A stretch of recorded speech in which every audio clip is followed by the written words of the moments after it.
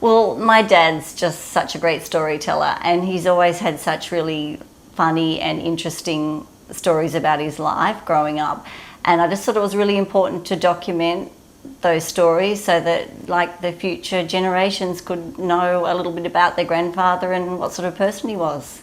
He was actually really excited about it. He was really excited to meet you because he'd heard you on the radio. So no, he'd sort of prepared notes, but I think the questions that you asked him, he felt really comfortable, and it prompted his memory to recall a lot of his life. So I think it was really good. And we loved seeing it. Like my children and I sat up and watched it, and they were just amazed. They'd heard a few stories, but I think by the questions you'd asked him, it had prompted a lot more stories that they hadn't heard. And I thought, they really, really enjoyed it. It was so funny. And it was just interesting to hear all about his family and what they were like. And we wouldn't know that otherwise. So, and I loved the story about how he met my mother, and that was really funny. And the kids really enjoyed that too. I know I definitely have learned a lot more. There were a lot of things that I really didn't know about and didn't realise. So, and